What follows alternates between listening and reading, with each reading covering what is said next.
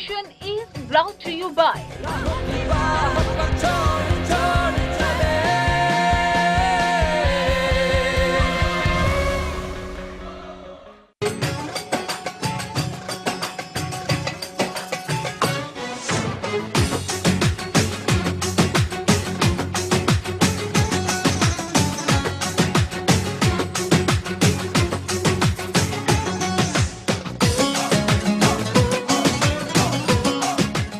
अस्सलाम वालेकुम। Programme embassy road में खुशामदीद।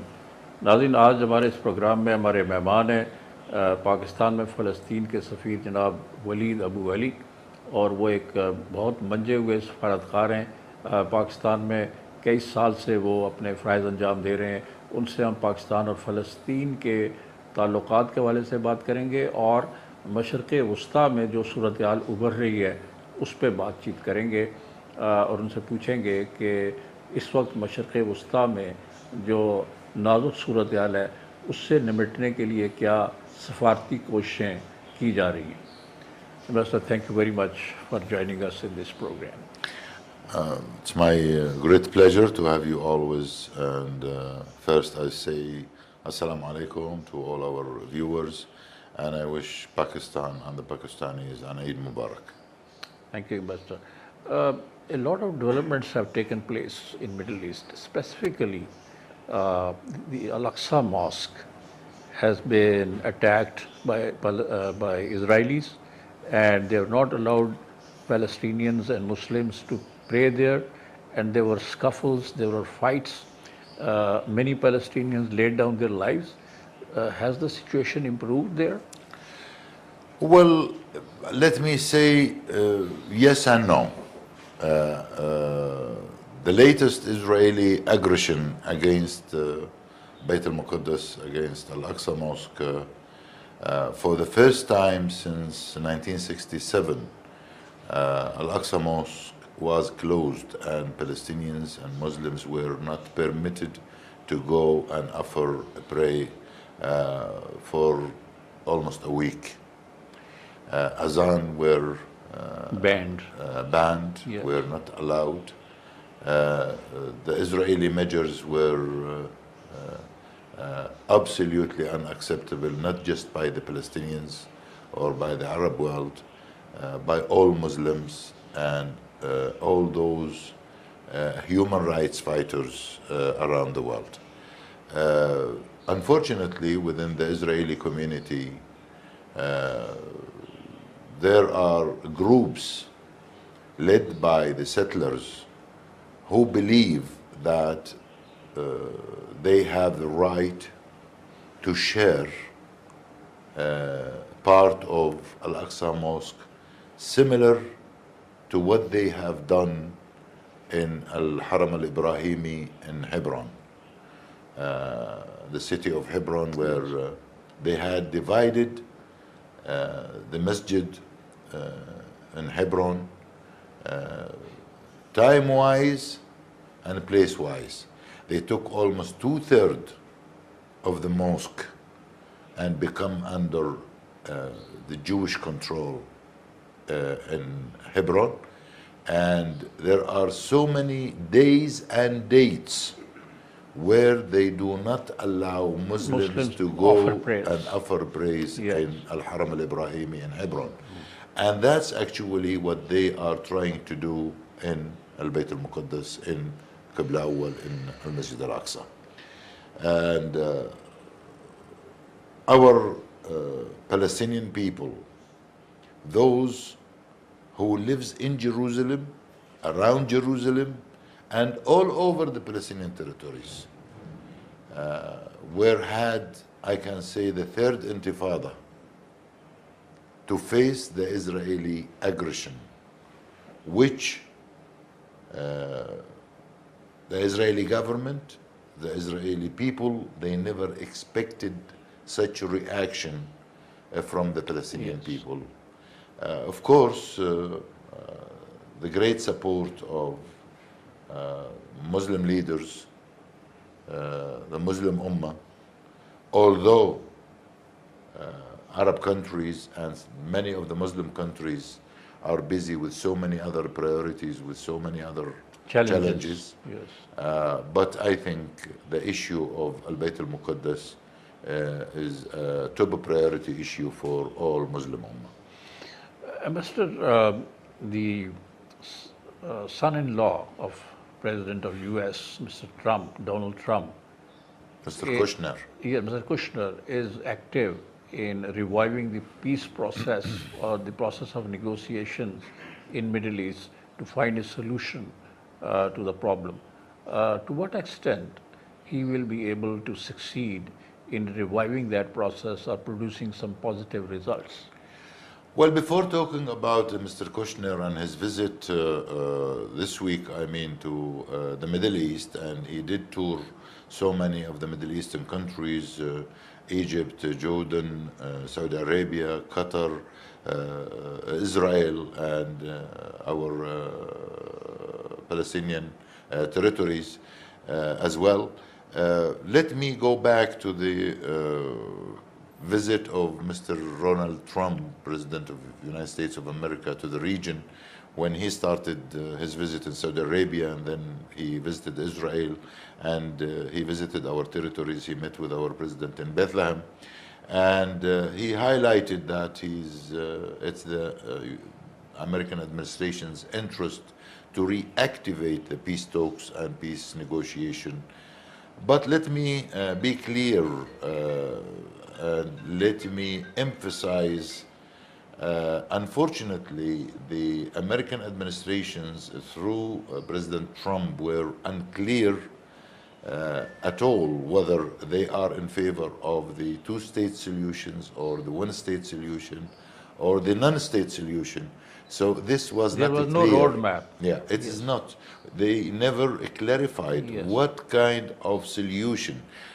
We all know that during Obama's administration, they had focused so much on the two-state solutions. Yes. And administration at that time had promised that but President Trump, while he was campaigning for the presidency in the US, he issued statement in favor of Israel and pro-Jew statements. Well, we all know that, but you're campaigning for the election is one thing, and when you sit on the steering is another thing. President Trump, when he is in the White House, is different than President Trump when he was campaigning for the election. In addition to that, we have to realize that within the United States of America, they have the institution and they have the system. And I don't think, with respect, to the president, and he is the president, but still the institution and the system within the administrations, they have, they look for their interests. Whatever he said, President Donald Trump had created so many enemies when he was campaigning for the election. And I think he had changed when he went into the White House. Obviously. So let's talk about realities at the moment on the ground. President Trump had given a promise that a final comprehensive peace agreement will be achieved during his tenure in the Middle East between the Israelis and the Palestinians. But as I mentioned earlier, he was not clear at all whether he is in favor of a one-state solution or two-state solutions or non-state solutions. What he wants exactly, we don't know. So through Mr. Kushner's visit to the region and his meetings with all leaders, on the Middle East, he, I think, is trying to find a roadmap for peace negotiation. But did he put forward or place any suggestions, recommendations, ideas while he was speaking to the leaders in the region? I think so far it is a fact-finding mission. He's trying to find out what can be achieved so far. I think without having a serious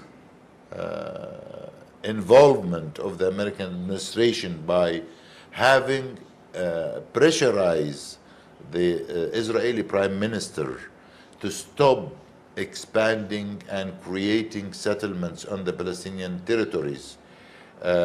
This will be the positive signal given by the administration towards achieving a two-state solutions where an independent Palestinian state can be recognized as a reality Yes. on the ground to live side by side with Israel.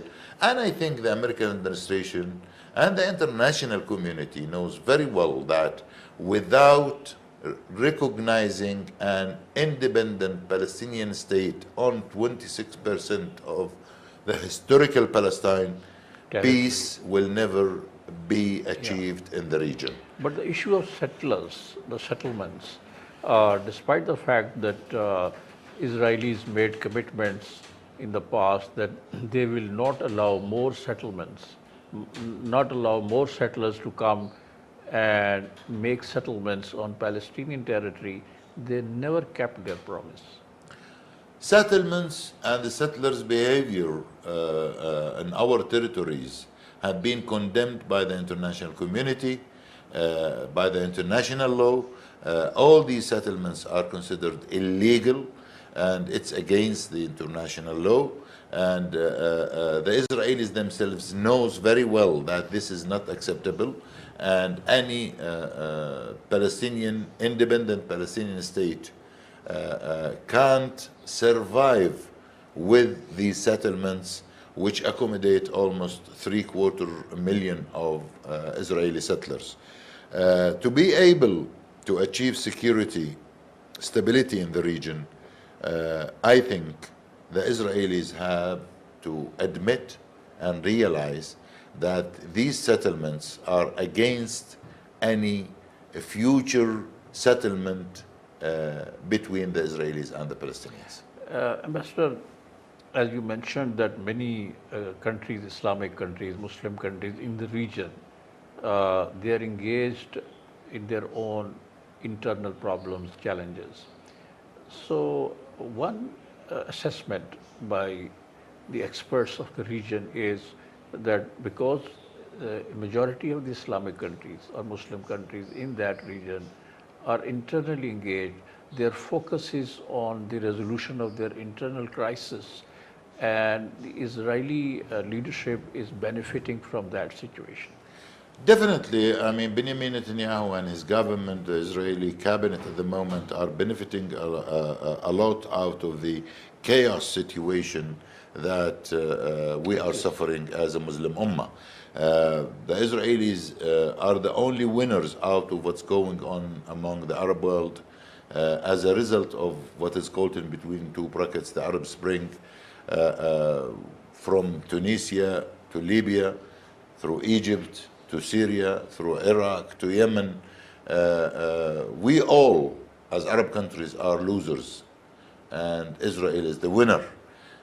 Even at the moment, while we are talking to each other, our president is in Ankara, he's visiting Turkey, and the Turks are partners of any settlements in the Middle East, and they have been great support to our cause, the Turks, and they are a main player, you know, because they have good relations with Israel from one side, and the other side they have been a great support to the Palestinian cause. I think the Israelis knows very well that this temporarily chaos situation among the Arab countries and among the Muslim countries is temporarily. Sooner or later, it will settle down. It will settle down, yes. And the Palestinian cause will go back as the oldest cause or the oldest issue for the whole Muslim Ummah. They will reprioritize their priorities, and they will have the Palestinian cause as a top priority. And even in the Western world, in Europe, if you look, there are a lot of sympathy, a lot of support among the Europeans, the European Union, Russia still considers the Palestinian issue is a main issue. China is a great support of the Palestinians and the Palestinian cause. So many international role. They know clearly that the Palestinian issue is a core issue for any settlement in the region. Ambassador, we'll talk more about the visit of the Palestinian president of Turkey, but we'll have to take a short break here and then we'll continue this discussion. नाज़रीन एक मुख्तसर break लेते हैं. Break से वापसी के बाद हम मज़ीद गुफ्तगू जारी रखेंगे फ़लस्तीन के इशू के ऊपर, जो कि सारी इस्लामी दुनिया के लिए बहुत अहम इशू है और मशरक़ वस्ता में अमन और इस्तेकाम के लिए मौजूदा सूरत हाल जो शर्क़ औसत में है और जो कोशिशें की जा रही हैं कि किसी तरह फ़लस्तीन का मसला उसको हल किया जाए. You mentioned the visit of Palestinian president to Turkey. What do you think, what is going to come out of it? Well, actually, by talking to our ambassador in Ankara and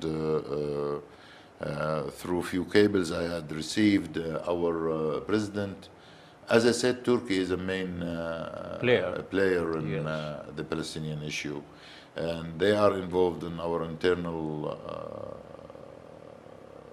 conflict between Fatah and Hamas, yes. And I think they are trying to intermediate in between Fatah and Hamas.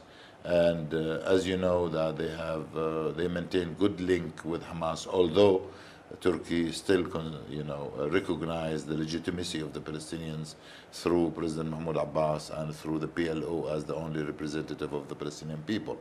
So I think President Erdogan with President Abbas are discussing the Palestinian reconciliation and how can the Turks can be helping the Palestinians to put an end to this internal catastrophe that we are facing. The Turks were a great supporter to our 2 million Palestinians who are under siege in Gaza. Yes. And they had They took a very bold stand on that. They had facilitated so many humanitarian aids into Gaza. But as a result of the President Abbas' visit to Ankara as well, the Turks yesterday had announced that they, for the first time, they are issuing electronic visas for all Palestinians into Turkey, and that will make life of Palestinians easy for those who would like to travel through or to Turkey. Things will be much easier, and that's highly appreciated step which was taken by the Turks.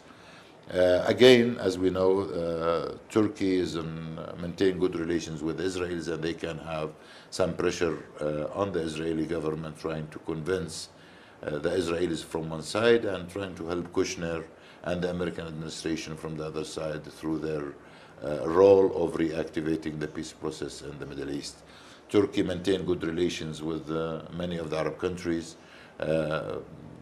Latest visit of President Erdogan to Jordan as well, and Jordan and King Abdullah of Jordan was a great supporter of Al-Aqsa Mosque during the last Israeli aggression against Al-Aqsa, and he personally visited Ramallah, and his solidarity to the Al-Aqsa Mosque, to the Palestinians in Jerusalem was highly appreciated when he decided to visit Ramallah by himself. I'm talking about King Abdullah of Jordan. But Turkey had actually severed its diplomatic ties with Israel on the siege of Gaza, and there was a lot of hard talk between the president of Turkey and the then Prime Minister of Israel.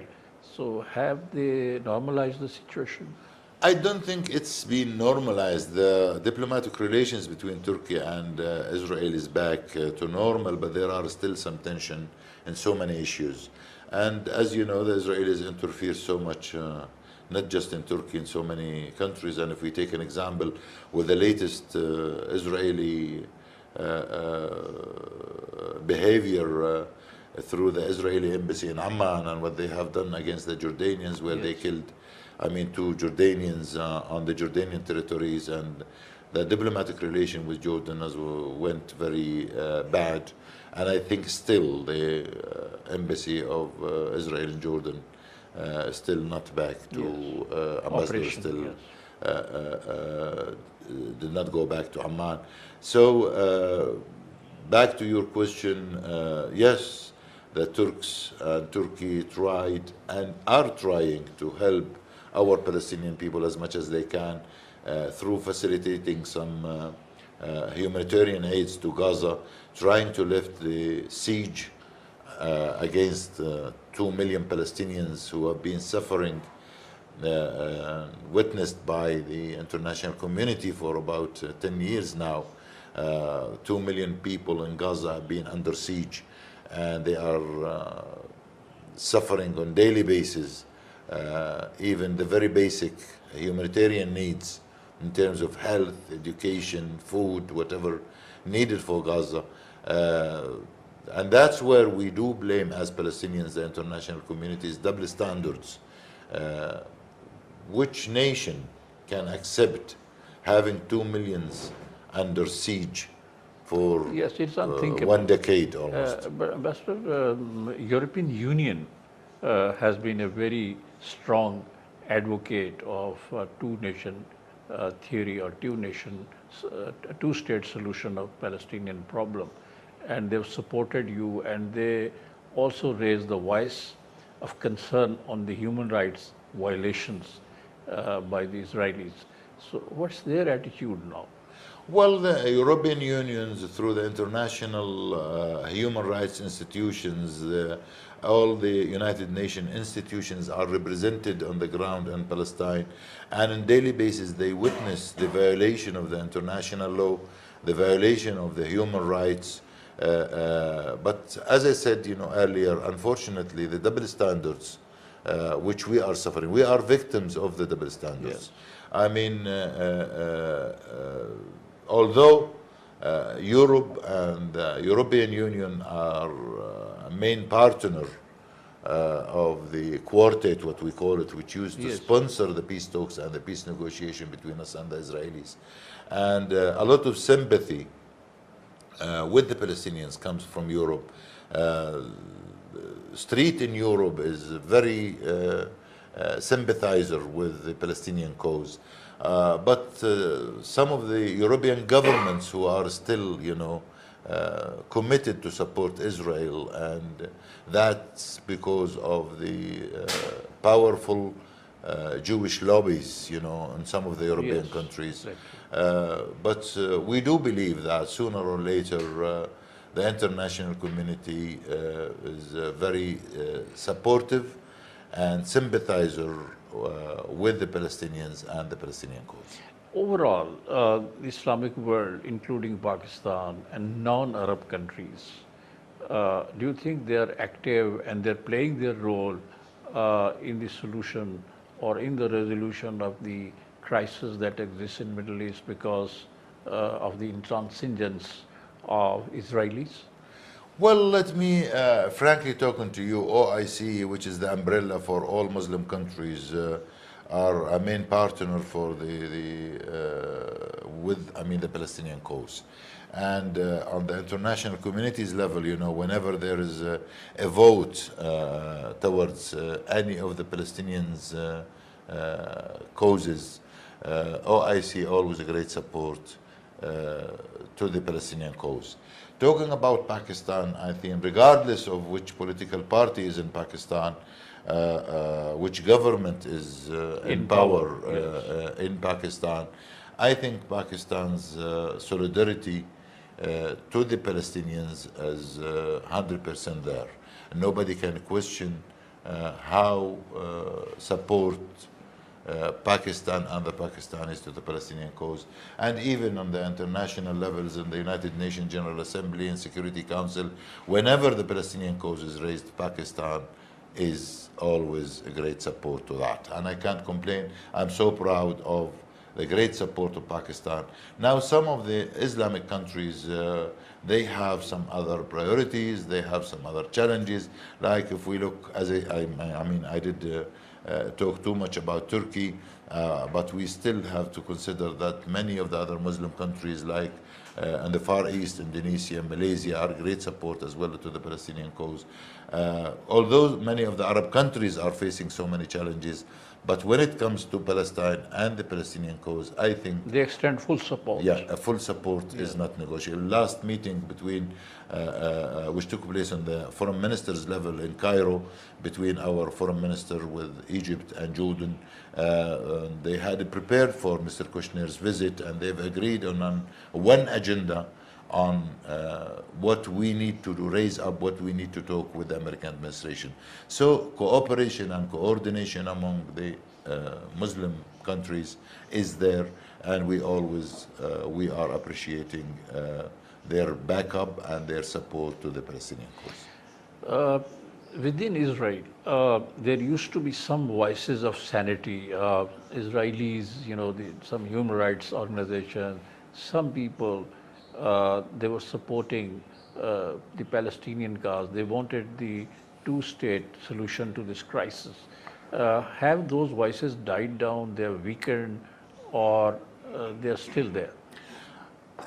It is, unfortunately, it's a very weak voices. I mean, the Western world blame Muslims and Islam with radicalism, with extremism. But I think if they look in depth, they will find that extremism among the Israeli community has gone too far to the right. Politically, in Israel, if you look into the political parties map, Likud parties or Labour Party or Kadima or all the Israeli political parties are there. And at the moment, the Likud party is on the show. Benjamin Netanyahu's party. Yeah, Netanyahu's party. But in reality, if you ask me as a Palestinian who is facing on daily basis the Israeli behavior, the strongest party in Israel at the moment are the settlers. They are the most powerful, although they are not a political party. But the settlers are the decision makers of the Israeli policies at the moment. Because if Benjamin Netanyahu and his coalition at the moment in the Israeli cabinet decide to show any flexibility politically, I think the government will collapse, because within his cabinet, 6 of his ministers are settlers. So the most powerful group in Israel, lobby in Israel at the moment, are the settlers. But Master, these settlers, there are Jews coming to settle in Israel from all over the world. This is continuous process, or it is subsided or gone down? It's an ongoing mechanism. It's an ongoing process. Settlers are encouraged. For those who decide to go and live on the Palestinian territories, they offer them financially. They are under the support of the Israeli army. The Israeli police supports them. When they go and decide to build any settlements anywhere, they are very well supported by the Israeli army, by the Israeli police. When they go and enter the center of Hebron, Shuhada Street in Hebron, with the support of the Israeli police, where there are many roads within our own territories, we are not permitted to use. It's only settlers' roads. It's for the settlers. And they are secured by the military. Secured by the Israeli army and Israeli police. So they got all what they want out of the government, financially, security, protection, whatever they need, all facilities, even the infrastructures. When they decide to create a new settlements, electricity, water, sewage, they have all the whole infrastructure facilities, they are provided. Yes. And it's our own water. And one of the main challenges, one of the main major issues between us and the Israelis is the water challenge. Yes, I know. And they are using our own water. And as far as I know, Palestinians to the Israelis 1 to 70 liters. Like if the Palestinian use 1 liter of water, the settler use 70 liters of water. So this shows you how well supported the settlers are receiving from their Israeli government. So on the issue of water, is there any settlement or a formula how to use this water? Well, I don't know how can we get a formula. We are under occupation, and the Israeli is the occupier. So they decide how much water we use and how much water they will use. Although the water issue, the water challenge is a regional issue, I don't think it's a Palestinian or an Israeli issue.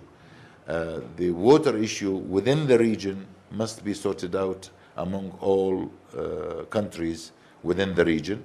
And as we always believed and as we always say that next war in the Middle East is going to be on the issue of water. The issue of water. So it's not just Pakistan who has an issue of water. I mean, with India. Yeah, it is in the Middle East. Water is a main issue. Exactly. If you look into Jordan, Jordan is facing a major challenge of the shortage of water. If you look into so many countries around the region, I mean, they are suffering of, a lot, you know, because if you look into Gaza, Gaza is really suffering of a major crisis The water of crisis. water issue. Yes. Ambassador, we'll take a short break and then we'll continue this discussion. नाज़रीन एक मुख्तसर break लेते हैं break से the issue of water, yes, it is said that the future wars will be fought on water all over the world. But the Israelis are also importing water from some Muslim countries. Well, I know there were some Israeli thinking of importing water from Turkey. They were proposing so many solutions to face the water crisis in the region. At one stage, they were thinking that they have to have their share of the Nile water from Egypt. Of course, with the European Union through peace negotiations, the 6 major issues, water is one of the 6 major issues. And in one stage, they were thinking of the water desalination of the river water of the Mediterranean. Oh. And to sort out the problem, they were thinking of the 2 seas canal, where they wanted to link the Dead Sea with a water canal from either the Mediterranean Sea or the Red Sea. And this is a joint trilateral issue between Jordan, Israel, and Palestine, where they were thinking to have the water canal from the Red Sea into the Dead Sea, because Dead Sea is drying because of shortage of water. But all in all, as I mentioned earlier, the water challenge is a regional issue. It can't be an Israeli solution or a Palestinian solution to the water crisis. And I think the international community had approved a desalination plan as an emergency measure to help the people in Gaza. But as you know, desalination is a very expensive. Who will bear the cost? Yeah, and exactly, who is going to cover the cost of running of the desalination plant? So regional countries have to discuss and reach a solution, mechanism, because life is water, and you can't survive, you know, without having enough water, drinkable water, at least for any country. Yes. Master, now that the Muslims all over the world will be celebrating Eid al-Adha, on this occasion, if you have some special message for the people of Pakistan and for Islamic world in general, what would you say? Well, number one, let me start with Pakistan. I wish Pakistan and the Pakistanis an Azha Mubarak. And the greetings were exchanged between our leadership and the Pakistani leadership on the presidency's level, prime minister's levels, and the foreign office as well. And so we wish Pakistan and the Pakistanis Eid Mubarak.